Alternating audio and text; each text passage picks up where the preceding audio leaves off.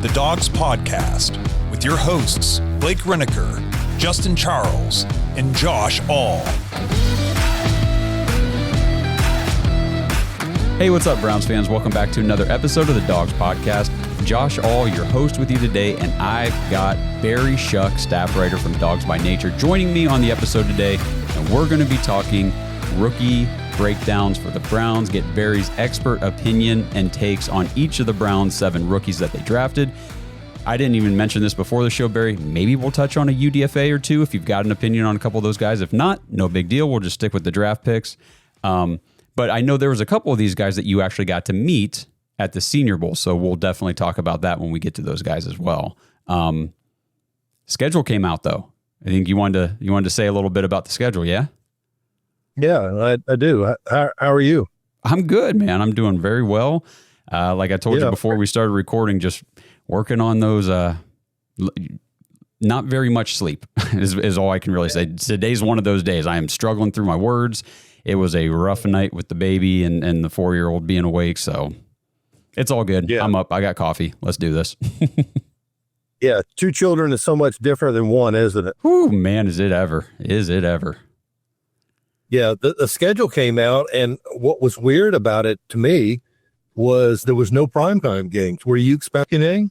No, actually, personally, I was not expecting any primetime games for the Browns this year.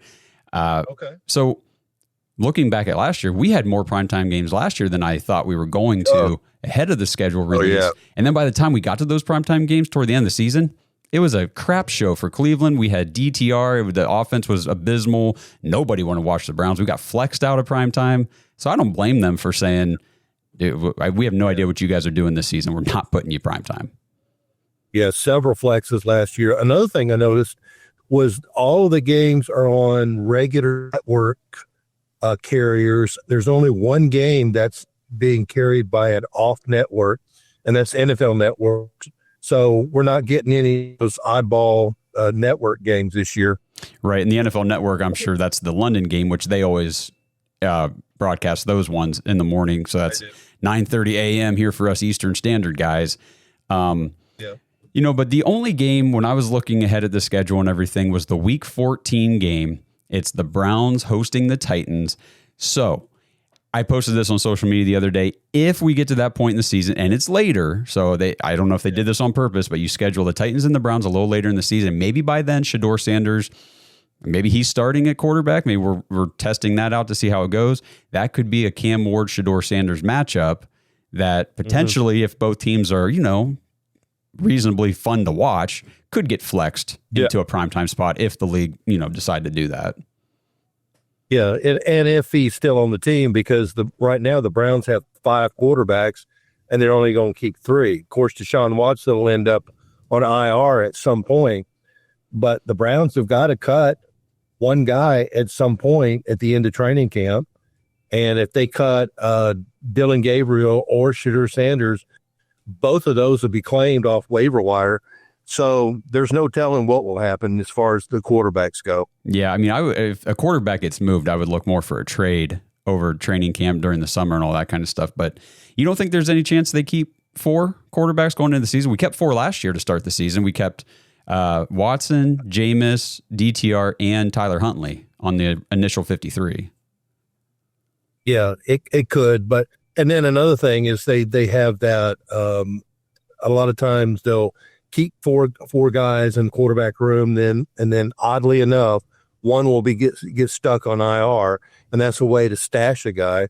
But and they can protect a guy on practice squad, but you got to be able to release him and have him go through waiver wires and then reclaim him before you can put him on practice squad, before you can put him on the stash list and protect him.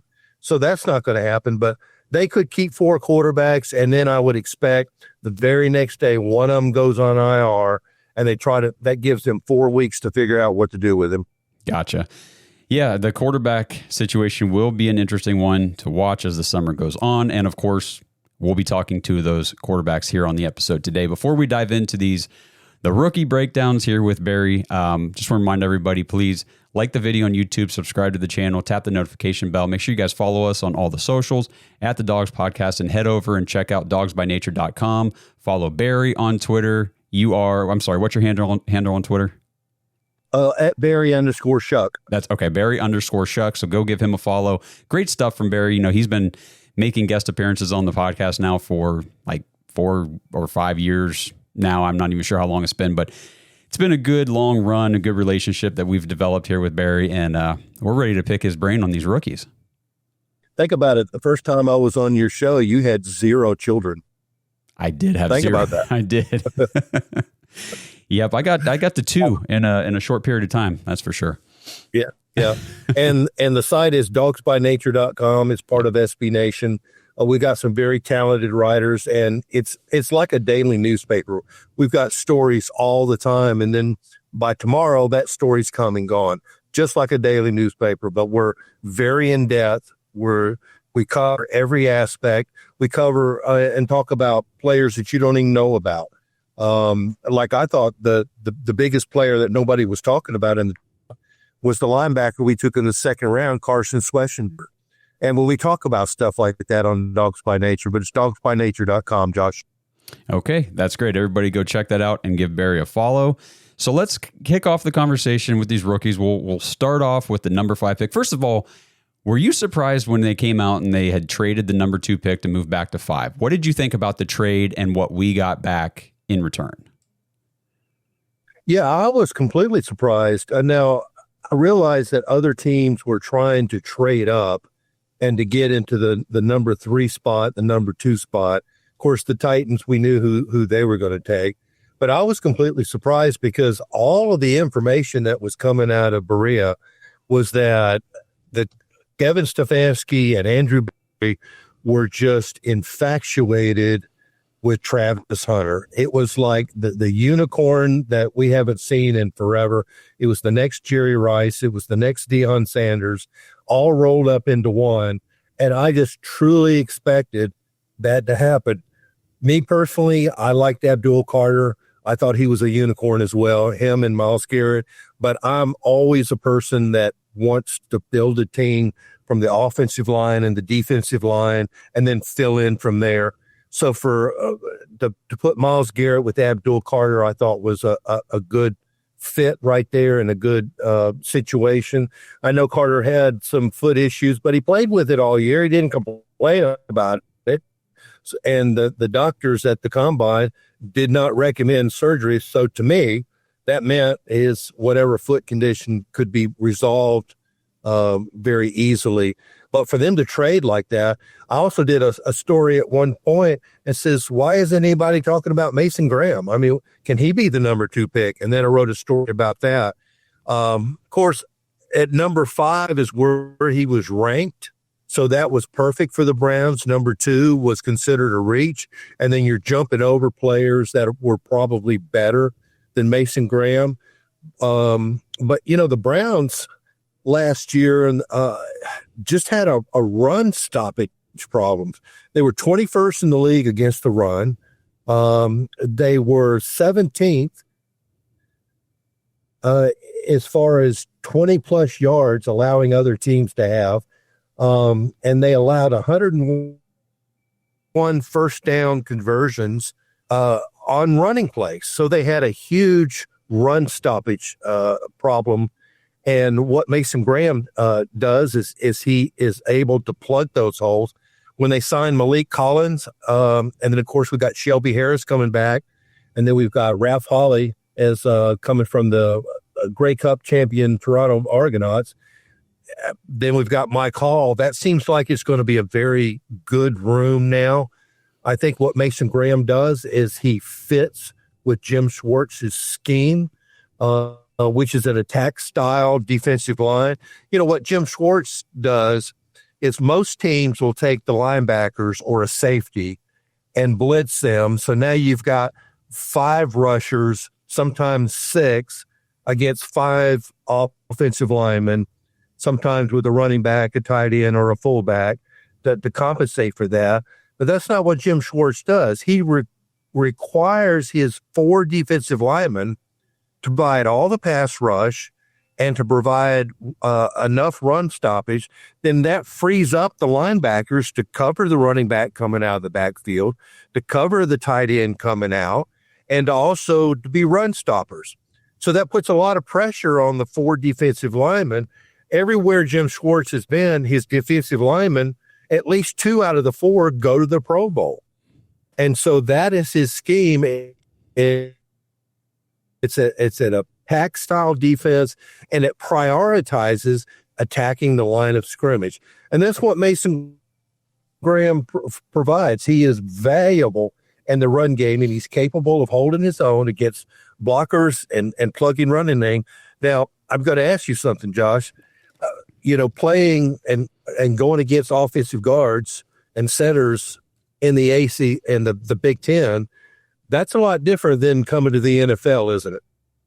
Yeah, it is, because in the NFL, everybody is an NFL player. And in the Big Ten, you're playing against some future NFL players. Exactly. I think Graham is expected to be a disruptive force in the passing game. He's able to penetrate the pocket and affect quarterbacks. Looking back at his college stats, he had 3.5 sacks last year, 3 sacks in the year before.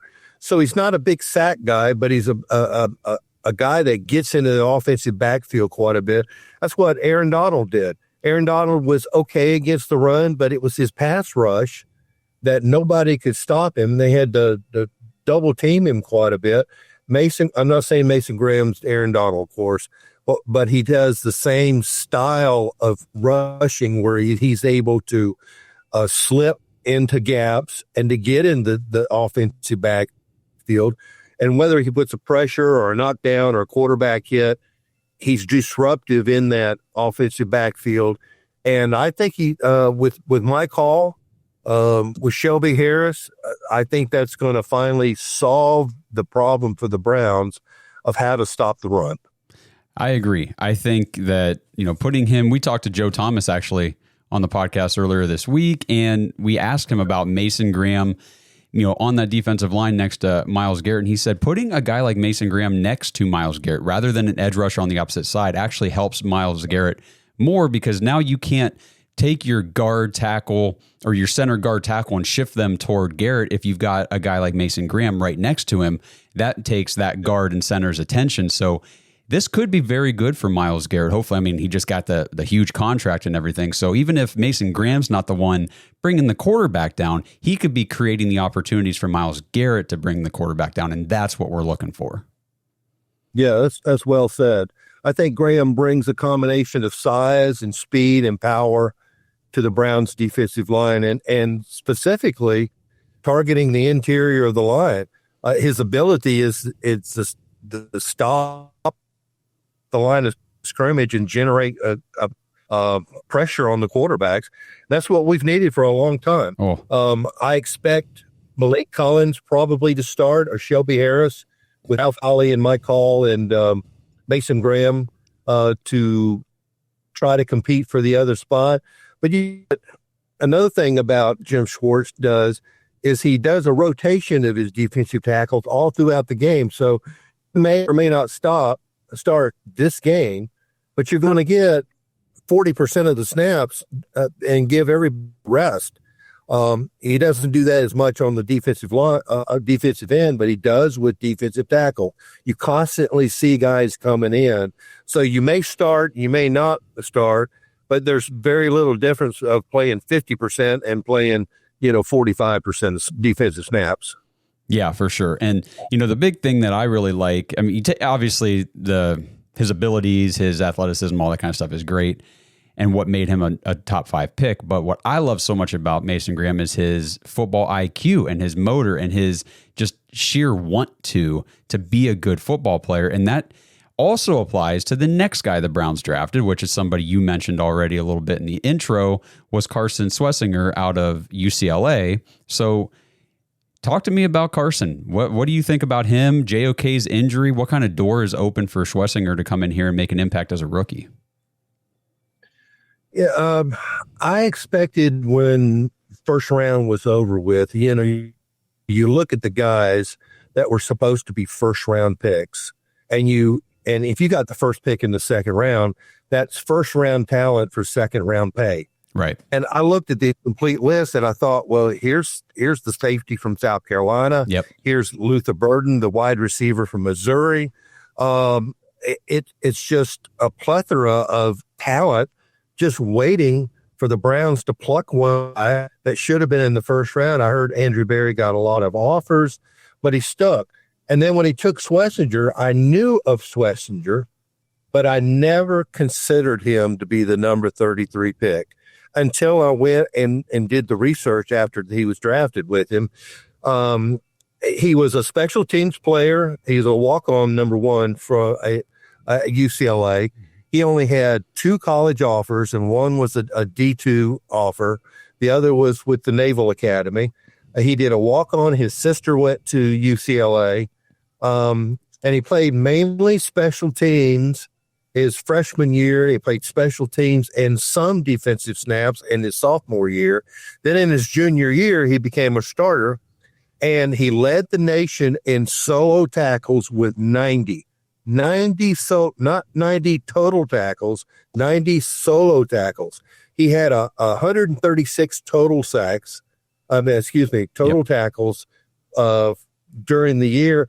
And he was just all over the place. He if you watch tape of him, he doesn't hesitate. He reads run, he picks a gap, and he goes after the player immediately. Now, here's the thing about taking Schwesinger. If Andrew Berry knew that JOK was going to come back, maybe not for training camp, but be ready for week 1, would he have drafted Carson Schwesinger? I don't know.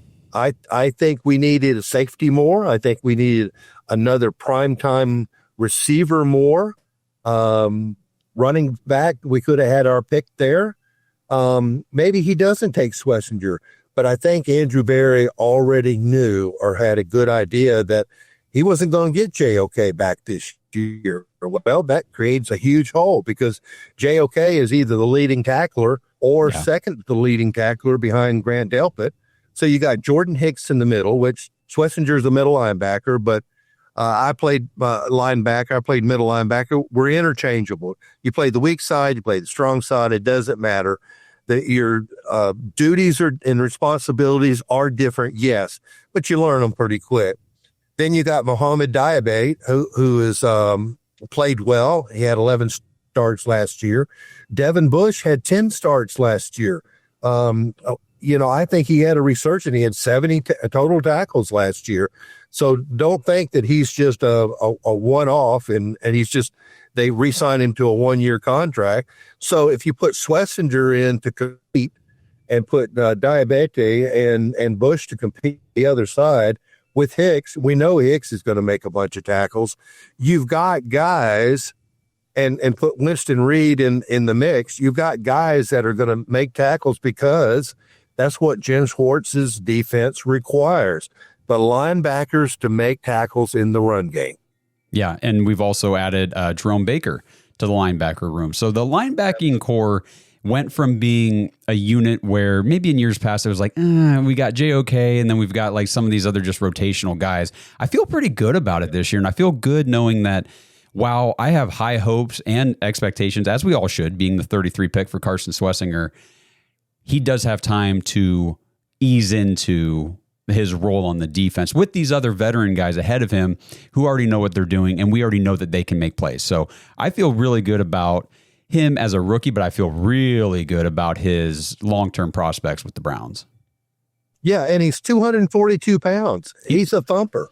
6'2", 242. He's got 4.7 speed. He's an absolute thumper. So it's not like he's 215 and trying to make tackles. He is a load. He's one of those old school, back in the 80s and the 90s with the New York Football Giants. All of their linebackers were 250, and they wanted those guys to be 6'3", 6'4", 250. That's kind of what Schwesinger is. He's got a hot motor. He's got sideline to sideline range. He's a 3-down linebacker, which is exactly what you want. And he only missed 7 tackles last year. He made 137 tackles and missed 7 tackles. That tells you that percentage-wise, he is a dependable guy that's going to make tackles, that's going to go off. He's got a dog mentality when chasing down ball carriers in space. And he's got I'd say, Josh, a quick trigger downfield with natural instincts, like I said, to shoot gaps and beat blockers and find the spots in the run game and just attack.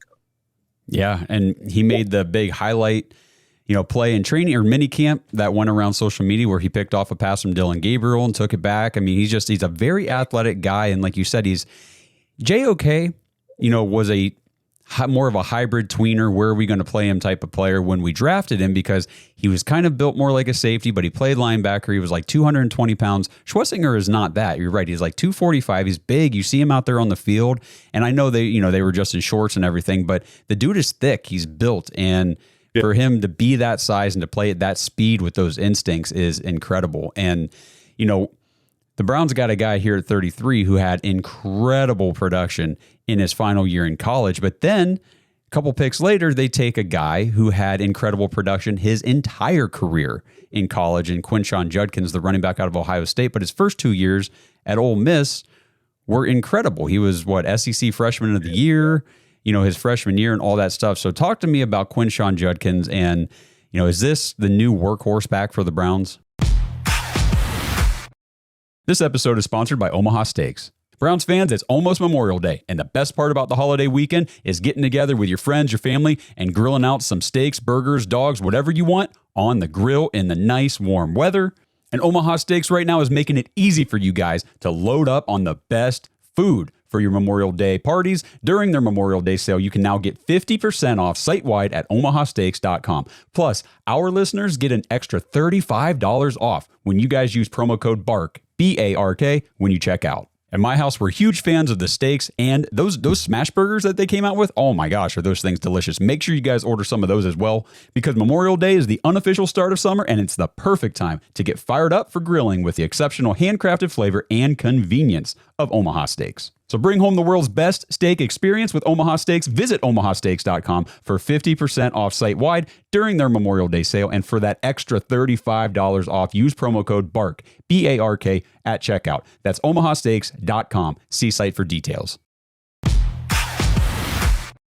Yeah, he better be. If we're not going to re-sign Nick Chubb, and of course, when Jerome Ford took a pay cut, that kind of X'd out Nick Chubb being back. Yeah. Judkins, 4.48 speed. He's 6 foot, 221 pounds. So he's not your 200-pound scat back. He is a load. Yeah. When he was drafted, I was texting back and forth with a friend of mine who's an Ohio State fan, a Cleveland Browns fan. And I said, well, there's your Ohio State player. He said, yeah, they picked the wrong one. Meaning they should have picked Travion Henderson. Okay, well, let's do a little comparison here. Judkins has 4.48 speed. Let's say Travion Henderson has 4.43. So basically, they're both really fast. They're about the same.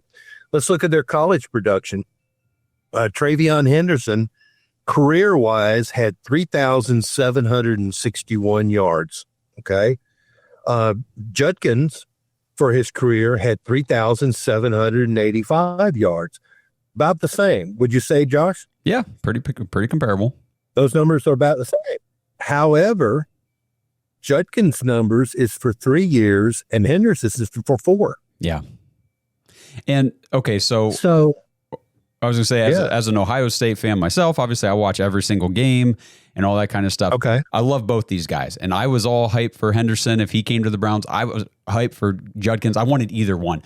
But it just comes down to what the Browns want to do. Henderson's not your workhorse back. He's not a 3-down back. He's not the guy who's going to come in here and handle a heavy workload. He dealt with injuries in college and that kind of stuff. That's just not his game, where I think the Browns want that workhorse guy that they can lean on and say, give him the rock, pound the ball. He is built to do that. And I think that's why they took Judkins.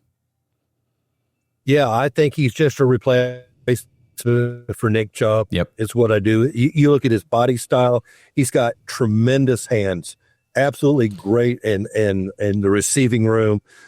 Last year alone, he had 161 receptions in the college game, and we're talking about in a 13 game schedule for the regular season. 22 receptions for 161 yards. But in his receiving, as far as his rushing goes, he had 14 touchdowns last year and 45 for his college career. Now, that's in 3 years. I think he's going to completely replace Nick Chubb in the running game.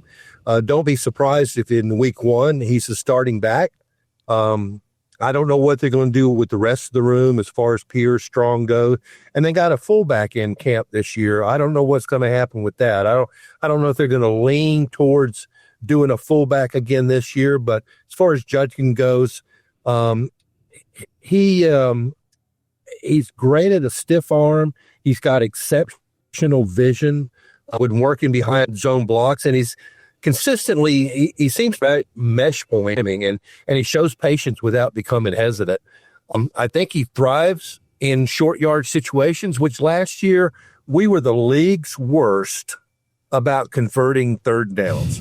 Absolutely. Every week we would go 2 for 9, 3 for 12. We were horrible at it. So we finally got somebody that's going to be able to push the sticks on third down.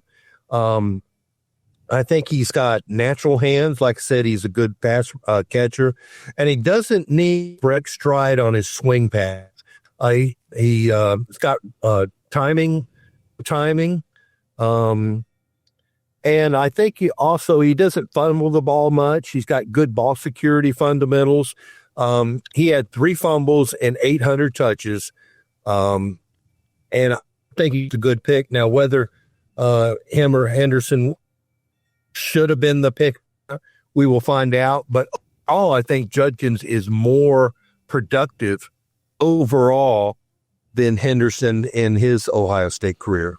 Yeah, I've seen a lot of people comparing the duo of Henderson and Judkins to the duo of Nick Chubb and Sony Michel when they came out together, back in 2018. And, Sony Michel was kind of the more that smaller back, the home run hitter, kind of like Travion Henderson is, whereas Nick Chubb was the early down grinder, the guy you can lean on for the short yardage and to pick up the tough yards. And that's Judkins. But the thing with Judkins, Nick Chubb had the catastrophic knee injury at Georgia in college. Quinshon Judkins never missed a game in college. So the durability is there. He doesn't have those concerns coming into the NFL. And like you said, fumbling's not an issue. And you said it well, underrated pass catcher. He really is. He can catch balls out of the backfield and do something in the receiving game. So I'm really excited for Judkins this year.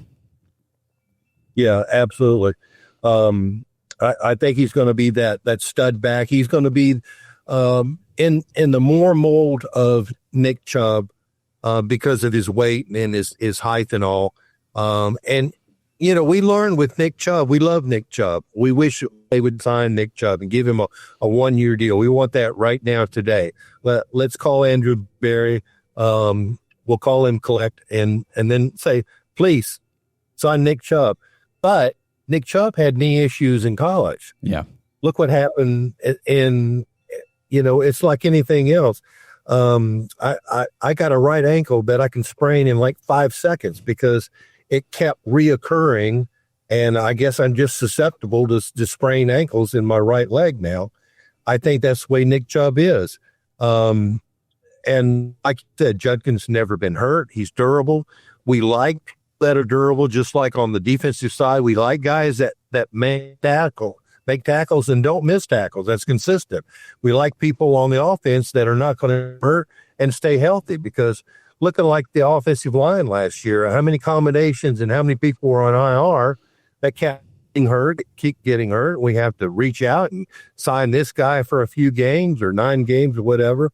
So for Judd to be a durable guy, that may have been what swayed Andrew Barry and Kevin Stefanski on Judkins over Henderson, because, if you first look at Henderson, you would think that Henderson would have been the pick. But with his body style in the 4th round, they took Dillon Gabriel, which is basically a Henderson clone as far as body size and stature. And I was really surprised that they took two backs in one draft. Were you? Well, no. And it's because, on the podcast over the months leading up to the draft, we had talked a lot about the potential of adding to, at the time, we had like 11 draft picks when we first started with the draft talk. It was like, well, let's use two of those on running backs and just revamp this room because we're not confident in Jerome Ford. We've seen what he can do over the last couple of years. It ain't much. And every mock draft that I did leading up to it, at least I think every mock draft, if not everyone, most of them, I had two running backs coming to the Browns. One earlier, paired up with one later. And a lot of times I was doing like an early down grinder, like a Caleb Johnson, a bigger bodied back, and then pairing him with a smaller, speedster, which, we'll kind of jump out of order here in terms of how they were drafted. But let's talk about Dillon Sampson and how he, complements Quinshon Judkins. Yeah, I do a mock draft myself every year. I picked Dillon Sampson in the third round. We had 2 third-round picks. I picked a quarterback, number 3, the first pick in the third round. Then I picked Dillon Sampson later in the third round. For him to be there, really surprised me. He was second-team All-American. He was the SEC Offensive Player of the Year. We're talking about the SEC is a premier elite league, and for him to be the Offensive Player of the Year, that's an amazing feat. As far as production goes, he had 1,491 yards and scored 22 touchdowns. That's incredible to me. 22 touchdowns, led the SEC for any ground runner in the SEC. He's decent in as far as pass receiving. He had 21 receptions for 143 yards. But he is just a good running back. Once he hits that second level, he's got another gear too. Runs a .42 in the 40. So he's got real good speed. I think one of his weaknesses is that he might be a little undersized for a feature back. So I think he's going to be more of a complimentary back, kind of like the Kareem Hunt to Nick Chubb type of situation. Some sites list him at 200 pounds. Some sites list him at 192. I also think ball security is a concern for him. He's lost 4 fumbles last year. He shows a little bit of a vulnerability when defenders try to grab and rake the ball out of his arm. But as far as his positive goes, he shows considerably good pop as a pass protector. He's a very good blocker. He knows how to use leverage and technique. Even when you got larger defenders, like defensive tackles coming up the middle, I think he's got great short area quickness. He's got lightning quick feet. He's a navigate traffic and set up his blocks and follow his blocks, and especially in the gap schemes. And I think despite his size limitation, I think Sampson runs with impressive forward lean and contact balance. He's really good about getting extra yards after contact. And that's important. We're used to that with Nick Chubb, and we'll probably be used to that with Judkins. Well, yeah, definitely not used to that with Jerome Ford. I'm sorry that Jerome Ford's out here catching strays, everybody, but you guys have watched the games. I mean, the dude, every time it's 2nd and 10 or 2nd and 12 because he just can't find a freaking yard. And I know some of that's the blocking, but you still need a running back who can overcome and create on his own and make guys miss. And that's just not Jerome Ford's game. So I'm very excited about these 2 running backs. And I like you said, I think Judkins is the starter. Sampson can be the good complementary back who can come in and give us a little change of pace or a little different look here and there, and dispel Judkins, of course. But, you talked about he's premier back in the SEC, a major conference, maybe the major conference in college football. And then the next guy to talk about is the one where Andrew Berry deviated from taking players from these major conferences, and he took a MAC guy. And he took Harold Fannin Jr., the tight end from Bowling Green. But I don't care that he's from the MAC. I was so high on Harold Fannin throughout the whole process. I mean, he led the entire country in receiving as a tight end, which is insane. But you had a chance to see him and talk to him at the Senior Bowl. So what kind of inside scoop can you give us about Harold Fannin and what the Browns are getting with him? Yeah, he was at the Senior Bowl, and of course, tight end was on my list of players to try to talk and interview. I did an interview with him at a media day. I actually had prepared questions when I brought it, and he was a high school quarterback. He was a 3-star recruit. He stayed in the state of Ohio. He grew up in Ohio. Now he's still in Ohio. And I even asked him that. I said, you grew up in Canton, you go to Bowling Green. What if the Browns draft you? You're never going to leave the state. He said, that's absolutely fine with me. He said, I love the state of Ohio. He says, not leaving and be able to be in a place where my folks can come see me play without having to travel across the country is great for me. Well-spoken guy, very articulate, doesn't have a lot to say though. A lot of his questions were only a few words.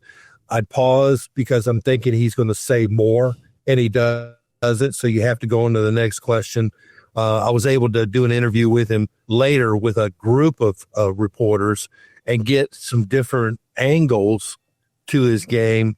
But he led the nation in receiving yards, 1,555 yards. Now, we're not talking about a wide receiver here. We're talking about a tight end. He led the nation in receptions, 117. Again, those are receiver numbers. Those aren't tight end numbers. That's just absolutely amazing to me. And I asked him, I said, at what point did you realize that offense was going to be throwing you the ball so much? He said, during our training camp, I could see the shift in it, and they just started making more and more plays towards me. He runs a 4.71 in the 40. He's 6'3", so he's not a giant. He's 241, which is, good size for a tight end. But like I said, he grew up playing quarterback. In fact, he was all-state in quarterback. When he got to Bowling Green, immediately they shifted him to a receiver, and then as he grew into the tight end position. But he is, I think his plus is that he's an elite route running technician. He knows how to take on defenders. He knows how to use his body to shield from defenders and to make the catch point more focused for him instead of the defender. Dynamic after the catch, extremely well on yards after car, runs good in the open field. He knows how to run in the open field. We didn't draft a receiver this year. I fully expected us to draft a receiver this year. Did you? Yes, I definitely did. Yeah. And when we didn't, I kind of went, what, why didn't we receive? And why did we pass on all these guys that sitting there round after round, especially the second round, especially the third round? Luther Burden out of Missouri would have been phenomenal for us. This is our receiver. This is what we're going to do is we're going to line this guy. We're not going to expect him to block. We're not going to expect maybe block downfield. We're just going to line him up and throw him the ball. He's got decent blocking skills. He wants to be a good blocker. He wants to learn how to be a blocker.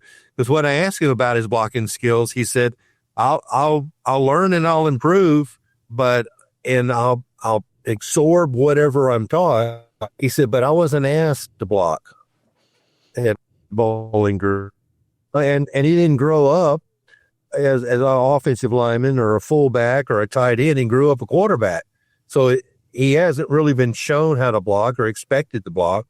But I think we're just going to line him. If we put Jerry Jeudy out there, we put Deontay Johnson and Cedric Tillman out there and put Fannin, David Njoku, there's 5 receivers right there. We know Njoku is a great receiver who can block, who can run the ball, who's got circus type catches and can jump a mile up. Fannin's got a good vertical jump too. I think what we've done here is we've just drafted a huge receiver. He's going to be a huge end zone, a red zone target. But he's got exceptional hands. He's got great ball skills, great route running, exceptional route running, and he's got more routes for a tight end that normally comes out of college. He knows how to run in zone coverage and working back. He works back good to the quarterback. He can block, but he just doesn't know how to, I guess, or was expected to. But I think when they took him, I think Andrew Barry basically just said, okay, this is my receiver. Yeah. We're just going to call him a tight end and pay him as a tight end instead of pay him as a receiver. Yeah, I think that he'll end up being the big slot guy for the Browns offense. And to me, I just feel like this is a kid, and I do say kid because he's only 20 years old still, that Browns fans are going to end up falling in love with. I think he's going to be a fan favorite player. And, the reports out in minicamp are that this guy is a sponge, and he just comes out there and he's soaking up information. He's coachable, and he just wants to learn, which goes to everything that you said about him, talking to him at the Senior Bowl. He wants to learn, he's willing to learn, and he's capable of learning and adjusting and, doing the new things he's asked, because for him to, he's only played tight end now for 3 years, and it was while he was at college. So the dude obviously picks things up fast and progresses quickly. So very excited about Fannin. Yeah, and he'll run. He only had 9 rushes last year on jet sweeps, but he's capable of running. But this is just going to be a huge receiver in our offense, another set of hands. And when Andrew Barry signed Deontay Johnson, which may or may not become an asset to this offense, he's one of those problem childs. We'll just have to see if he can just settle down and work out through his maturity, and maybe he's come to the point where he realizes that this may be his last chance or his chance to accomplish something. Otherwise, he needs to go to real estate school. Yeah, we talked about Deontay Johnson, and hopefully he can get things straightened out this year, because last year was not good for him. Another year like that, and he won't be in the NFL anymore. But, moving on from Harold Fannin, let's dive into what most people want to talk about, which is the quarterbacks, the 2 rookie quarterbacks. And we'll start with the first one drafted, not just because he was the first one drafted, but because he's also the other guy at the Senior Bowl that you had a chance to. Now, did you meet Dillon Gabriel and actually get to talk to him? Yeah, I talked to him, but I did not get one-on-one time with him like I normally do. I did with the Alabama quarterback. I did with Tyler, and I did with Jackson Dart. But for whatever reason, Dillon Gabriel didn't fall into that with me. It was in a media outlet, and he was on a podium, and everybody was asking questions, including Mary Kay Cabot. But there was another on after practice, and there was about 4 or 5 of us. And you asked a question, he asked a question. When I got into the huddle out there on the field, I was just kind of surprised at the lack of height that he had. I'm 5'11". I saw eye to eye with him. I was expecting him to be a little bit bigger, but at the time I didn't know that he was only 6 foot. I thought he was about 6'2", 6'3". Okay. So that kind of threw me off. And then when I went and did my research, I realized, this is a Drew Brees type of player. This is a Fran Tarkin type player where they're only 6 foot. Russell Wilson. So that kind of surprised me. That kind of threw me off. But he led the conference in attempts last year through 447 times. Think about that. 447 attempts. That's a lot of throwing. So he definitely knows how to throw the ball, and he's willing to throw the ball. His completion percentage amazed me too. 72.9% of his passes. He threw 404 times, and he completed over 72% of his passes. That's an amazing statistic, if you ask me. Had almost 4,000 yards through 30 touchdowns. Is an able runner, can scramble, is really good at taking off. He had 75 rushes, 149 yards last year. Plus, he scored an 7 touchdown. Now what Stefanski likes is he likes a pocket passer. He likes a guy that can run and will run, but is not a runner. And that's what he works with. That's what he's good at. I think that was might have been the problem with Deshaun Watson, because Deshaun Watson is a runner who can throw. Michael Vick was a runner who can throw. And so, but Stefanski likes a pocket guy. Shedeur Sanders is a pocket guy. Gabriel is a pocket guy.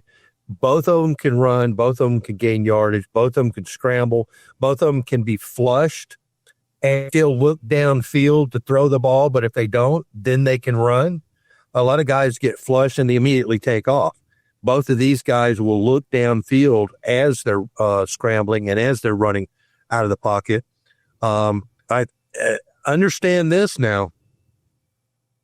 When the third round came out, there were very few quarterbacks taken off the board. This was Kevin Stefanski's choice of a young guy to bring in and develop. He could have had Will Howard. Yeah. He could have had Ewers from Texas. They could have had Shedeur Sanders. He didn't choose any of those guys. He chose Dillon Gabriel. This episode is sponsored by Manly Bands. Guys, is your wedding band old, outdated, or just not the same taste you had when you were younger? Or hey, maybe you're about to get married, but you don't want to deal with the salespeople at the jewelry stores. Manly Bands has the best wedding bands made specifically for men. They have the classic timeless gold and white gold styles, but they also have rings made from platinum, black zirconium, tungsten, titanium, even materials like meteorite and dinosaur bone. Yes, your wedding ring could be made from a dinosaur fossil. That is a real thing. They also have different ring collections, like their Jack Daniels rings made from actual Jack Daniels whiskey barrels. They also have Lord of the Rings and DC Comics band collections. Head over to manlybands.com/dogs and take advantage of their 30% off sale with free shipping. Plus, use promo code DAWGS, DAWGS, when you check out for another 10% off your order. Now, every Manly band comes with a free silicone ring, and if you don't know your ring size, that's okay. You can order a free ring size chart from Manly Bands to make sure that you know exactly the right size before you order. And then if you get your ring and it doesn't fit just right, you can always return it or exchange it without any hassle. And I know this because I like my rings to be a little more loose, and the first band that I got was just a little too snug for the way I like to wear it, so I exchanged it, and the whole process was quick, easy, and I had my new ring in no time. And now Manly Bands is even accessorizing men beyond just your wedding rings with their chain necklaces and chain bracelets made for men by men. And if you need groomsmen gifts or anything else, Manly Bands has you covered with their barware, whiskey glasses, flasks. They even have customized coasters and flight trays. So skip the jewelry stores, avoid the salespeople, and get a wedding band that was designed for you. Manlybands.com/dogs to get 30% off, free shipping, plus get an extra 10% off when you use code DAWGS, DAWGS, when you check out. Yeah, and I think that says a lot. And, you know, we've talked about on the show, Justin brought it up last week, the draft call, the video of the draft call from, you know, the Browns to Dillon Gabriel. They spent a lot of time with him in the pre-draft process. And did you find it, like, whenever the draft pick came out, we were going, Dillon Gabriel, what? Like, we didn't spend any time with Dillon Gabriel during the process. It was all these other guys we were going and doing private workouts with and everything. And then it came out the next day. The Browns did do private workout with Dillon Gabriel. They did bring him to Berea. They did take him to dinner. They just never leaked that information. We had no clue. And I was like, wow, I can't believe they kept that stuff under wraps, because I guess it does speak to the Browns' ability to keep things in-house and not have leaks. So, you know, what does that say about Dillon Gabriel? Were you surprised that they were able to do all those things with him in the process without anybody knowing? Well, he was on the 30 visit list. Okay. It just I don't know if on Dogs by Natures if we covered that he came in. I know when Tyler Shuck did, we covered that pretty extensively because that was an older guy, kind of like in the Brandon Whedon mold. Yeah. You know, why are we bringing this guy in? Are we really serious about that? So that was kind of a hot topic for a while. But he did come in, was part of the 30 visits. And I did see a Brown scout with Gabe at the Senior Bowl on the field after practice. But that goes with everybody. You can take Jalen Milroe and all of those guys. All the Brown scouts are going to be talking to them and trying to figure out what they're like, what the answers to questions are, how they are as a person, how they are as a quarterback that can figure out problems and what they do next on the field or what they do in certain situations. They ask those kind of questions all the time. I think Gabriel's got a natural feel for throwing. He's got anticipation on like boundary routes.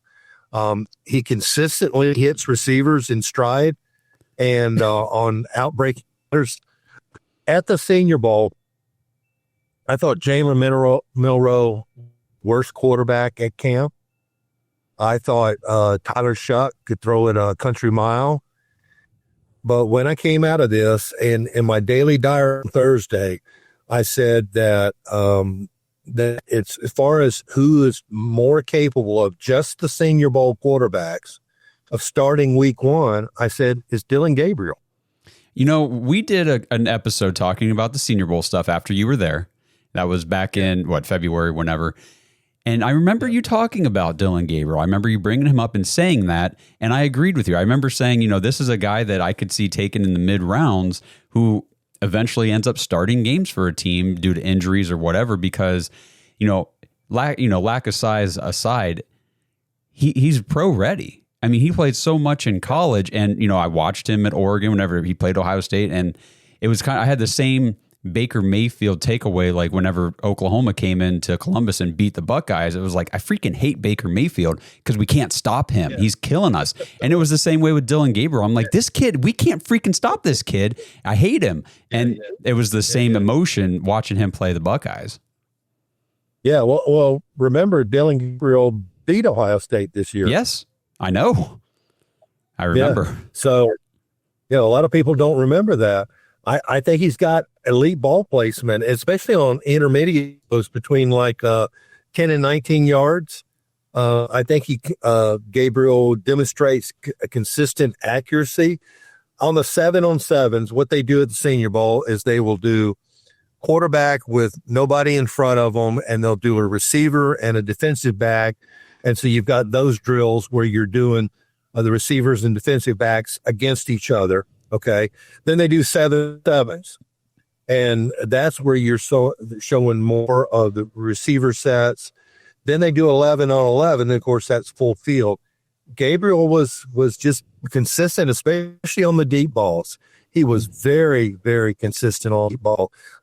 He's got a quick, compact release. He's got consistent mechanics. He generates good velocity, despite his smaller frame. And I think he's particular effect on his timing routes. Yeah. I mean, a lot of good stuff in his body of work for sure coming out of Oregon and Oklahoma before that and everything. So were you then surprised that first of all, we used 3rd round pick on Dillon Gabriel when nobody was expecting that? And that was the guy they identified. They went out and they got him. But then were you surprised that they then on day 3 traded back up in the 5th round to also take Shedeur Sanders? Absolutely. And it wasn't because of Shedeur Sanders. It was the fact that they were taking a second young quarterback. I mean, why? Why are you taking? In the 3rd round, if they took Shedeur Sanders instead of Dillon Gabriel, I wouldn't have blinked an eye. Mm-hmm. I would have said, this is Kevin Stefanski's choice for a young quarterback to bring in. But why? I question why they brought 2 running backs in. I question why we bring in 2 quarterbacks in. And the reason behind that, we still needed a safety. We still needed a young offensive tackle to come in. I think our offensive tackle position is in trouble this year. I do. I think he's in trouble every year, but I think we're in trouble this year. DeJuan Jones may or may not be ready week 1. Jack Conklin is always hurt. They signed a guy in free agency. I think we're in trouble. They got rid of James Hudson, which I'm happy about, but I was expecting an offensive tackle at some point, and it never came about. So I wasn't upset. I wasn't mad. I wasn't anything when they took Shedeur Sanders. It was just, why are you taking duplicates of the same? Because both of them are going to be developmental. And here's the thing. I fully expect neither one of them to play. Oh, really? Yeah, I think Joe Flacco is going to be our starter. I think Kenny Pickett was traded to be the backup. Think about it. When he came, Deshaun Watson and DR were the only quarterbacks on the roster. We know Deshaun's going to be on IR, so we only had DT. When we traded, Kenny Pickett was the only healthy quarterback on the roster. Right, yeah. But he only had 25 NFL starts. Played in 30 games, only had 25 starts. But is he your starter? I don't think he is, but he's got experience. And, but I think Pickett was brought in strictly to be the backup. I expect Joe Flacco to be the starter. Well, that means that neither Gabriel nor Shedeur is going to play. So if you're bringing in a guy to be developmental, and you know he's going to sit at least 1 year, maybe 2 years. I don't know. Depends on his progression. Depends on his development. Depends on what the coaching staff sees. Why are you taking a second developmental guy? We still need a safety. Right. We still need, do we need a kicker? Maybe we should have taken a kicker. We still need an offensive tackle. We need a backup center. All our centers are hurt, except for Ethan and Bobby. The backup centers, both of them were on IR last year. So there were a lot of positions of need that I thought we could have done. But here's what I think. Maybe they drafted him to trade him. Maybe because he was projected to be a first pick, and now here he's sitting in the 5th round. Maybe they take him just because maybe somebody will want him. You know, attrition happens all the time, and invariably, we'll look at the Saints. They're starting quarterback, not going to play. Well, it's a good thing they drafted a guy. Yeah. They got Spencer Rattler, which they like as a young guy, but is he a starting quarterback? We don't know. Is Tyler Shuck going to come in at, what is he, age 26, 28? Is he going to be ready to come in week 1? We don't know. So is that a team that come week 1, they decide, well, you know, these other 3 guys, we're not happy with any of them. So maybe we can get Shedeur Sanders to come in. He looks like he might be ready in Brown's training camp. I don't know. Yeah. I don't know what was in Andrew Berry's mind, Kevin Stefanski. I do know this, that when they announced the pick, I thought somebody died in the room. Looking at Stefanski and Berry. I thought somebody just announced their dog died. They did say that was not necessarily timed up, you know, exactly with what was being shown. Now, whether that's true or not, yeah, whatever. You got to say what you got to say. But I understand the confusion in taking the 2 quarterbacks and all that kind of stuff. But I guess just what's your evaluation of Shedeur Sanders as an, you know, individually as a quarterback, you know, aside from the draft capital and the fact that we already took a quarterback before that, like, you know, do you think he can develop into a starter? What kind of traits does he have that you see that translate to the NFL? Well, we'll see. I like his height. He's 6'2". I think that's a good height for a quarterback. A lot of people want their quarterbacks to be 6'4", and I understand that. The offensive line has gotten bigger, and that's just the way it is. In 1952, there was one 300-pound guy. 1972, there were 32. Last year, there were 538 300-pound guys. So it's a big league now. I think Shedeur has elite processing speed and diagnostic ability that consistently shows up in pre-snap. I think Shedeur is making NFL caliber adjustments. And he does well with working through progressions, and acts like a veteran when he does this.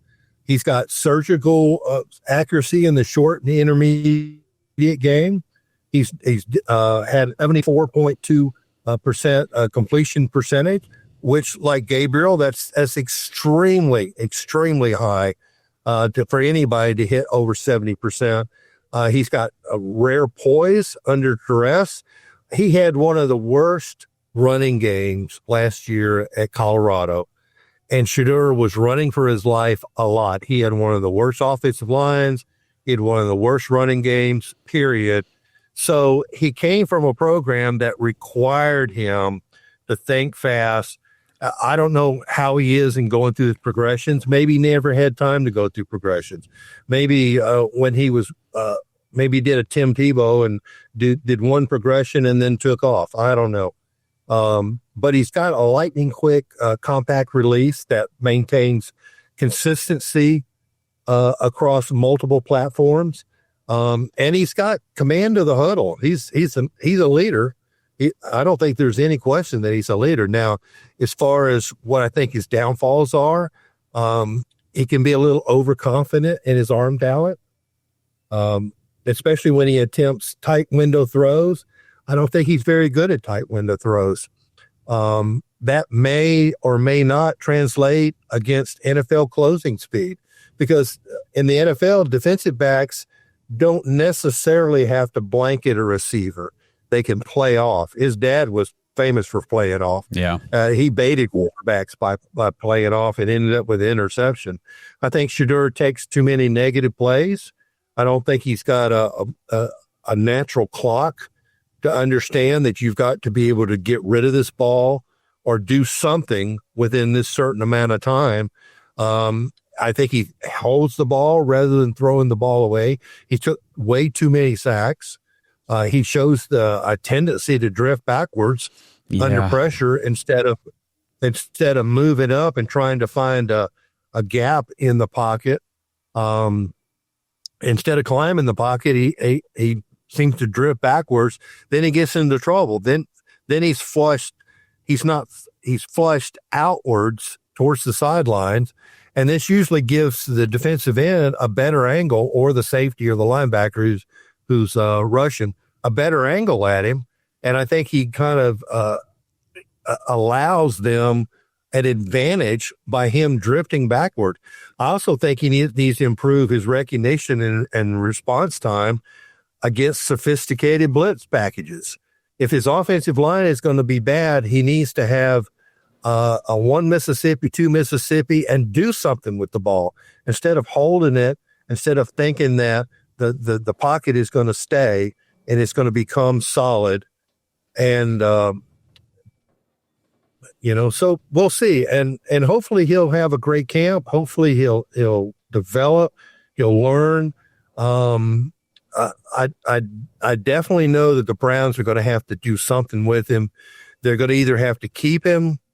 There's no way, or they're going to have to trade him, one or the other. Well, and we've talked a lot about that too, because, we've got now that we got the 2 rookie quarterbacks, we used 2 draft picks this year, on these guys. Obviously they weren't high picks or anything like that. It was a 3rd and a 5th, but now we've got 2 first-round picks after the trade with Jacksonville going into the 2026 draft. So if we don't have a quarterback emerge this year, it is going to get a little dicey in the offseason next year, because it's like, okay, do we have a top one of these picks in the top 5 that we can use on the quarterback? Do we have to package these to move up to get the guy we want?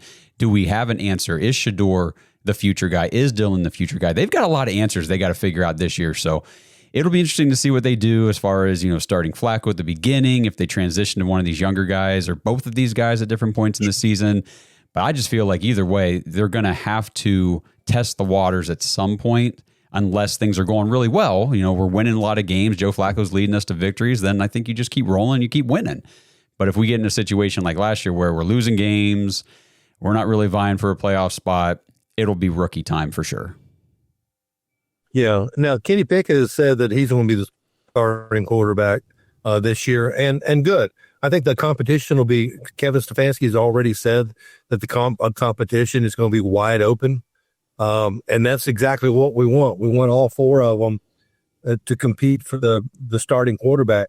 And understand this about Joe. He is not an Aaron Rodgers that's coming in. When he only started 6 games for the Browns. He turned the season around. He was comeback player of the year for 6 games. But before that, he wasn't even the starting quarterback for the Jets. Right. He was with the Jets for 3 years and started very little. He was their backup. Then when Andrew Berry did not re-sign him for last year, he went to the Colts. He wanted to go to a team that he had an opportunity for him to become a starter. He only started 5 games. So it's not like he lit the Colts up. He's not coming in off of an all-pro Pro Bowl year last year. He's still a journeyman. He hasn't had a significant playing career since 2017. Right. Well, that's 8 years ago. That was the year that they drafted Lamar Jackson. Correct. So don't think just because we got Joe Flacco again that we've got Brett Favre starting. That we're not bringing in Bernie Kosar again in prime. It's Joe Flacco. So, but one thing about Flacco is he never gets hurt. So if he gets taken out, it's because of a poor performance, or he's not moving the offense, or something to that effect. But yet I expect him to start. I expect Kenny Pickett to be the backup. I expect the other 2 guys to be developmental guys. Now, if it was a situation where we didn't have any quarterbacks and they drafted both Dillon and Shedeur, yes, one of those 2 would be starting quarterback. And it might be a situation where you got Joe Montana with Steve Young on the bench, where they're both capable of being the starting quarterback. But because we got Flacco and because we got Pickett, Pickett's a former first-round draft, but after 2 years, the Steelers just lost faith in him and got rid of him. Yeah. They traded him away. In fact, his final year in Pittsburgh, he finished the season with the lowest touchdown percentage of all eligible starting quarterbacks that year. He only threw 6 touchdowns out of 324 pass attempts. It was bad. They just got tired. Yeah, it was bad. They got tired of him. They traded him off. Of course, Philadelphia traded him off. The Eagles didn't play him, except in mop-up last year. He got to play in the NFC Championship game there, and he got to play in the Super Bowl there at the end. But both of those were just, hey, you want to play in the Super Bowl? Okay. Hit it, kid. But he's got 25 NFL starts. So if something happens to Flacco, or Flacco fails on the field, they got somebody they can throw in who has at least seen the field, who has at least experienced what NFL football is about, because it's not apples and apples coming from Pitt to come into the NFL. It's not apples and apples at all. It's completely different levels. Same thing from high school to college. Mm-hmm. There's different levels completely, but I expect both of these guys to be developmental guys, and it's going to be interesting to see what happens at the end of training camp with 4 quarterbacks. Like you said, let's just say that they do keep 4 quarterbacks, okay? Because if they release Flacco with the idea that they're going to re-sign him, what if somebody grabs him? Yeah. Let's say that they're going to release Pickett. What if somebody grabs him? Okay, you've got to weigh out those options. If you keep all 4, that means you got to get rid of a guy that you wanted to keep. Well, the Browns keep 10 offensive linemen. Do you keep 9? Well, I'd rather keep 12. Now, I'd rather go the opposite direction. Do you keep 1 less safety? You keep 1 less cornerback, 1 less pass rusher? Yeah. So it's a hard decision to take, and it's going to be interesting to see what happens at the end of training camp. Yeah, it sure will. Well, Barry, listen, I appreciate you jumping on here and talking about these rookies in the draft class with me and everything for us and for the audience and everything. Yeah. I'm running up against the clock here because I got to go baby duty while my wife picks up our 4-year-old from school. So dad duty is calling. But again, if you guys want to follow Barry, head over to Twitter. It's Barry or at Barry _Shuck, SHUCK. And not Shuck like Tyler Shuck. And then it's dogsbynature.com. Check out the articles over there. Just give them a follow. It's great stuff. You guys do great work, and big fan of yours, Barry. Thank you very much. Let me give you a football idiom before I go. Okay, let's do it.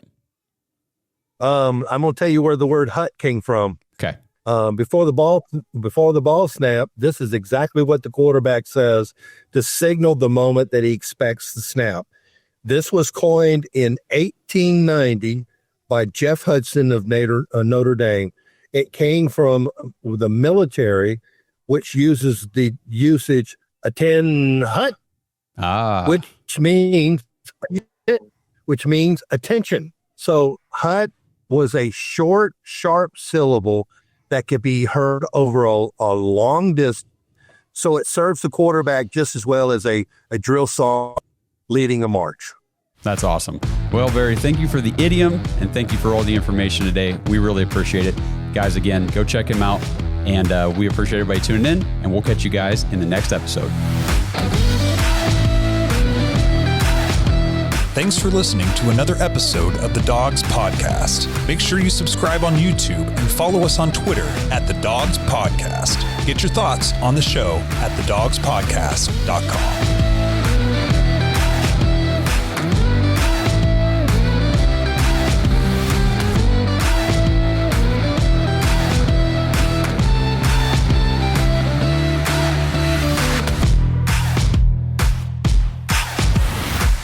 This episode is brought to you by Danger Coffee. Browns fans, we talk about how Danger Coffee is made free from mold toxins that are in 45% of the world's coffee, but that's not all that Danger Coffee has to offer. Mineral and nutrient deficiencies are a big deal. They make you feel sick, tired, stressed, and they can give you brain fog. These deficiencies negatively affect your immune system, your digestion, sleep, metabolism. Have you ever wondered why you get an initial burst from your coffee, but then you get that little crash not long after? Danger Coffee's patent-pending process remineralizes your body with more than 50 trace minerals and electrolytes, leaving you more energized, engaged, powerful. These micronutrients enter the cells to boost performance. They bind to toxins to provide detoxification support.